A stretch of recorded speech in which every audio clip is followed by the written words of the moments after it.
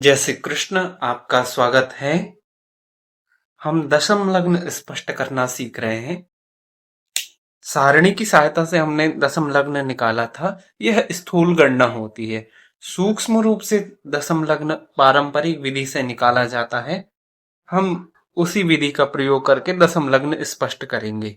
दशम लग्न स्पष्ट करने के लिए हमें सूर्य स्पष्ट में अयनांश जोड़ना होता है, जिससे हमें सायन सूर्य मिल जाते हैं। यह जो गणना होती है सायन सूर्य के अनुसार होती है। हमारा जो नथ है वह पश्चिम नथ है। पश्चिम नथ हमने देख लिया था पिछली वीडियो में। नथ किस प्रकार बनाया जाता है हमने पिछली वीडियो में देख लिया है। हमारे जो ग्रह स्पष्ट हैं वह निरयण ग्रह स्पष्ट हैं। ग्रह स्पष्ट हमने किस प्रकार किए थे हमारी प्लेलिस्ट से आप वीडियो देख सकते हैं। मीन राशि में 27 अंश 27 कला और 35 विकला पर सूर्य स्पष्ट थे हमारे। अब सूर्य स्पष्ट में हमने अयनांश जोड़ना है। जब हम अपने निरयण ग्रह स्पष्ट में अयनांश जोड़ते हैं तो हमें सायन ग्रह स्पष्ट प्राप्त हो जाते हैं। हमारा जो उदाहरण है 11 अप्रैल 2025 का है। 11 अप्रैल 2025 के अनुसार जो अयनांश है वह 24 अंश 12 कला और 34 विकला है। तो इसको हमने अपने सूर्य स्पष्ट में जोड़ना है।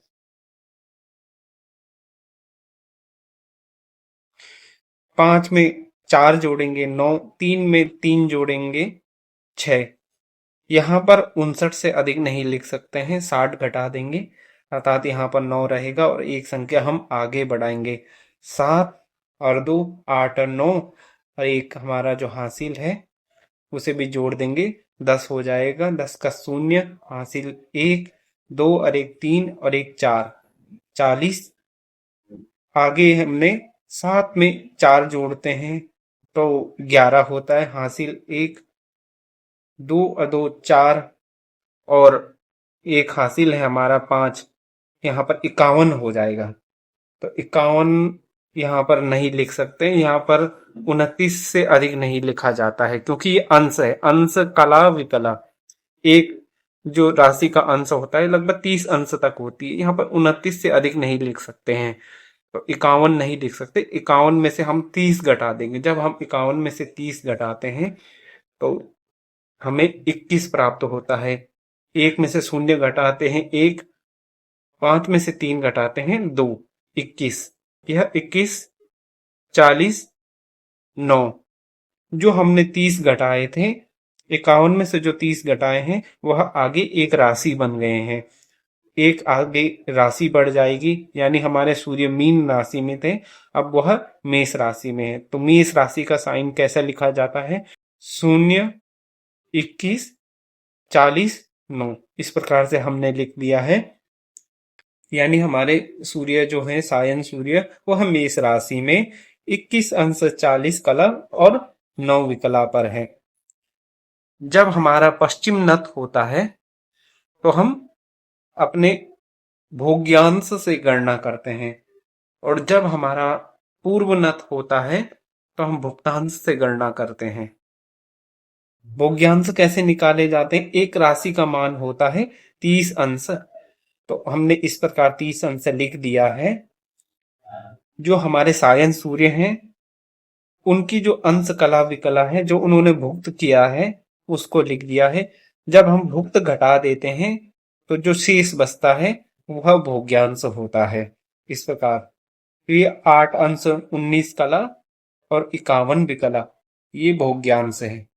इन भोग्यांशों में सायन सूर्य के लंकोदय यानी सायन सूर्य की जो राशि है अर्थात मेष राशि, मेष राशि के लंकोदय मान से गुणा करना है। किनको? भोग्यांशों को। तो लंकोदय मान किस प्रकार है? यह लंकोदय मान होते हैं।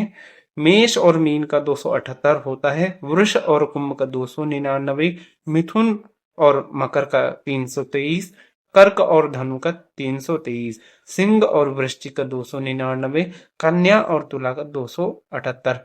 जब हम लग्न स्पष्ट करते हैं तो 100 बनाते हैं, और जब हम दशम लग्न स्पष्ट करते हैं तो लंकोदय से गणना करते हैं। तो हमारा जो सायन सूर्य है वह मेष राशि का है। तो मेष राशि का सूर्य होने के कारण हमने क्या करना है, मेष राशि के लंकोदय से गुणा करना है। तो मेष राशि का लंकोदय है 278, हमने 278 से गुणा करना है। भोग्यांशों में 278 से गुणा करेंगे, 8 का गुणा 278 में करेंगे, 19 का गुणा 278 में करेंगे, 51 का गुणा 278 में करेंगे।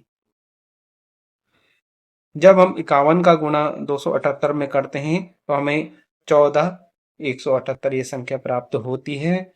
इसमें भी हम जब 60 का भाग देंगे तो 236 बार 60 का भाग जाता है। घटाते हैं 8 का 8, 7 में से 6 घटाते हैं 1, यह 18 हमें शेष प्राप्त होता है। यह जो 236 हमें भागफल प्राप्त हो रहा है इसे हमने आगे जोड़ना है। जब हम 19 का गुणा 278 में करते हैं तो 52 82 संख्या हमें प्राप्त होती है। इसमें हम 236 अपना जोड़ देंगे। 236 जब जोड़ देते हैं तो 55 18 संख्या हमें प्राप्त होती है। इसमें भी हम 60 का भाग देंगे। 60 का भाग जब हम 55 18 में देंगे तो 91 बार 60 का भाग जाता है। इसे घटाते हैं, 8 का 8 आ जाता है, 8 में से शून्य नहीं घटता है, 8 लिख देंगे। 11 में से 6 घटाते हैं 5, यहां से हमने एक हासिल लिख के 11 बनाया था, अर्थात यहाँ पर 4 है, 4 में से 4 घटा शून्य, आगे शून्य, ये 58 शेष प्राप्त हो रहा है। 91 को आगे जोड़ना है। 8 का गुणा जब 278 में करते हैं तो 22 24 संख्या हमें प्राप्त होती है। इसमें भी हम 91 जोड़ देंगे तो 23 15 ये संख्या हमें प्राप्त होती है। तो ये हमारा 23 15 58 18 आया है। इसको हमने इस प्रकार से लिख देना है, 23 15 58 18। अब इसमें हमने नियम के अनुसार ही 30 का भाग देना है। 30 का भाग देंगे 23 15 में तो 77 बार जाता है, 23 10 जब घटाते हैं 5 में से शून्य घटाएंगे, 5 का 5 आ जाता है, 1 में से 1 घटाएंगे शून्य, 5 हमें जो शेष प्राप्त होता है। इसमें भी हम 60 का गुणा करेंगे। जब 60 का गुणा करेंगे और 58 को भी इसमें जोड़ देंगे तो 358 हमें संख्या प्राप्त होती है। इसमें 358 में भी 30 का भाग देंगे, 11 बार 30 का भाग जाता है, 330, 8 में से शून्य घटाएंगे, 8 का 8 उतार देंगे, 5 में से 3 घटाते हैं तो 2 हमें शेष प्राप्त होता है। यह 28 हमें शेष प्राप्त हो रहा है। इसमें भी हम 60 का गुणा करेंगे, 60 का गुणा करते हैं और आगे की संख्या को भी जोड़ देंगे। जब हम 60 का गुणा करेंगे 28 में और उसके बाद 18 भी जोड़ देंगे तो 16 98 हमें संख्या प्राप्त होती है। इस 16 98 में भी 30 का भाग देंगे, 30 का भाग देते हैं तो ये 56 बार जाता है, 16 80, इसे भी घटाते हैं, 8 में से शून्य घटाएंगे, 8 का 8 उतार देंगे, 9 में से 8 घटाते हैं 1, यह 18 हमें शेष प्राप्त हो रहा है, जिससे हम भाग देते हैं। यदि शेष उसके आधे से अधिक होता है तो हम भागफल में एक संख्या बढ़ा देते हैं।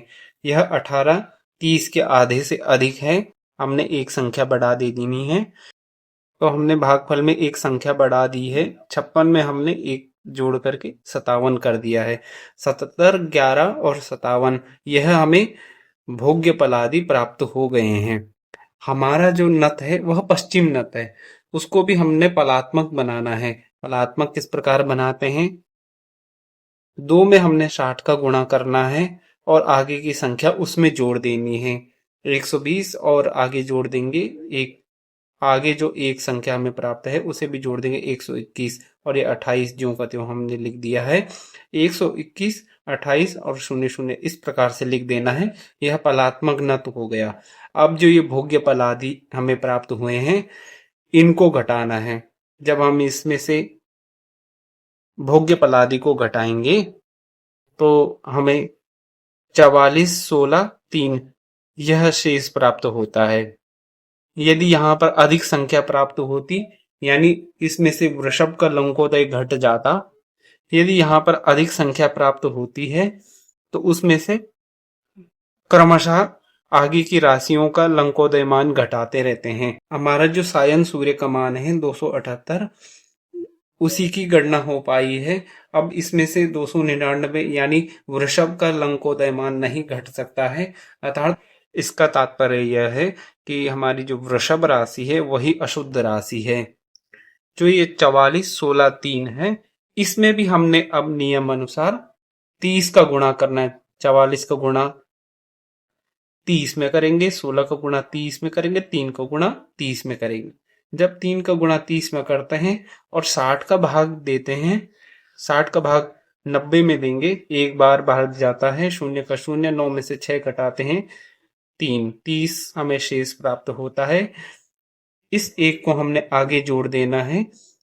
16 में जब 30 का गुणा करते हैं 480, एक जोड़ते हैं 481 हो जाता है। 481 में 60 का भाग देंगे, 8 बार भाग जाता है, 480 घटा देंगे, एक में से शून्य घटाते हैं तो एक ही शेष बचता है, 8 में से 8 घटाते हैं तो शून्य शेष बचता है। यह 8 जो भागफल प्राप्त हो रहा है इसे भी आगे जोड़ देना है। 44 में 30 का गुणा करते हैं, 13, 20 संख्या हमें प्राप्त होती है, 8 जोड़ देंगे, 13, 28 यह हमें प्राप्त हो जाएगा। अब इस 13, 28, 1 और 30 ये जो हमें प्राप्त हो रहा है, हमारा जो अशुद्ध वृषभ राशि है उसका मान देखना है। अशुद्ध वृषभ राशि का मान 299 है, तो हमने 299 से भाग देना है, अशुद्ध राशि के मान से भाग देना है। तो 299 से 13, 28, 1, 30 में भाग देना है। 13, 28 में भाग देते हैं तो 4 बार भाग जाता है, 11, 96 घटा देते हैं, 8 में से 6 घटाते हैं 2, 12 में से 9 घटाएंगे 3, और यहाँ से हमने एक हासिल लेके 12 बनाया है, तो 2 में से 1 घटाएंगे 1, 132। इस 132 में भी 60 का गुणा करेंगे और आगे की संख्या जोड़ देंगे। जब हम 132 में 60 का गुणा करते हैं और आगे की संख्या जोड़ देते हैं तो हमें 79, 21 ये संख्या हमें प्राप्त होती है। 299 का भाग देते हैं, 26 बार भाग, 77, 74। अब इसे भी घटा देंगे, 11 में से 4 घटाते हैं 7, यहाँ से हमने एक हासिल ली थी तो यहाँ पर 11 है, 11 में से 7 घटाएंगे तो 4, यहाँ से हमने एक हासिल लेकर ही इसे पहले 12 बनाया था और 12 से भी एक हासिल लेकर के आगे हमने 11 बनाया था, तो यहाँ पर 8 है, 8 में से 7 घटाएंगे 1, तो 147 शेष बचता है। इसमें भी हमने 60 का गुणा कर देना है और आगे की हमारी जो संख्या है उसे भी जोड़ देना है। जब हम 60 का गुणा कर देंगे और आगे की संख्या भी जोड़ देंगे तो 88, 50 ये संख्या हमें प्राप्त होती है। इसमें भी हमने 299 का भाग देना है जो 29 बार जाता है, 86, 71 घटाते हैं, शून्य में से 1 नहीं घटता है, 5 में से 7 नहीं घटता है, 8 से 1 हासिल, 8 से 5 में 1 हासिल लेंगे, 15 बनाएंगे, 15 से भी 1 हासिल लेंगे, शून्य में 10 हो जाएगा, 10 में से 1 घटाते हैं 9, यहाँ पर 15 से 1 हासिल ले ली थी, 14 है, 14 में से 7 घटाएंगे 7, यहाँ से हमने 1 हासिल ले ली थी 8 से, तो यहाँ पर 7 है, 7 में से 6 घटाएंगे 1, तो 179 ये हमें संख्या प्राप्त हो रही है शेष में। यह हमारे 299 के आधे से अधिक है, इसलिए हमने भागफल में एक संख्या जोड़ देनी है। हमने 29 में 1 जोड़ दिया है, 30 कर दिया है, तो ये 4, 26 और 30 जो ये हमें प्राप्त हो रहा है। अब हमने क्या करना है कि जो हमारा सायन सूर्य है यानी मेष राशि का जो सूर्य है उसकी संख्या लिखनी है। मेष राशि की संख्या क्या होती है? 1, तो हमने 1 लिख दिया है। जब हम अयनांश घटाएंगे तो हमें दशम लग्न स्पष्ट हो जाएगा। हमारे जो अयनांश हैं वह 24, 12, 34 है। 24 12 34 है और उसे भी हम घटाते हैं। 30 में से 34 घटता नहीं है, एक हासिल लेंगे। 30 में 60 विकला जोड़ेंगे तो 90 हो जाता है। 90 में से 34 घटाते हैं, 10 में से 4 घटाएंगे 6, एक हासिल ले ली थी 8, 8 में से 3 घटाते हैं 5, 56 यह हमें संख्या प्राप्त हो रही है। यहां से हमने एक हासिल ले ली थी, यहाँ पर 25 है, 5 में से 2 घटाते हैं 3, 2 में से 1 घटाते हैं 1, यह 13 संख्या हमें प्राप्त हो रही है। अब आगे की संख्या देखनी है। 4 अंश में से 24 अंश नहीं घटता है, तो हमने क्या करना है, आगे से एक राशि उधार लेनी है। एक राशि का मान 30 अंश होता है। 30 अंश और 4 अंश बराबर 34 अंश। 34 अंश में से हमने 24 घटा देना है, तो 4 में से 4 घटाते हैं 0 और 3 में से 2 घटाएंगे तो 1, ये 10 अंश हमें प्राप्त हो रहे हैं। जब एक राशि घटा दी थी तो यहाँ पर मीन हो जाएगी, यानी मीन को पार करके 10 अंश 13 कला और 56 विकला पर हमारा दशम लग्न चल रहा था। तो शून्य इसीलिए, शून्य का मतलब मेष राशि। मेष राशि में 10 अंश 13 कला और 56 विकला पर हमारा दशम लग्न स्पष्ट हो रहा है। तो इस तरह से दशम लग्न पारंपरिक विधि से स्पष्ट किया जाता है। हमने सारणी से स्पष्ट किया था, वह स्थूल गणना है। यह सूक्ष्म रूप से गणना की जाती है, यह शुद्धतम है। इसका अभ्यास कीजिएगा।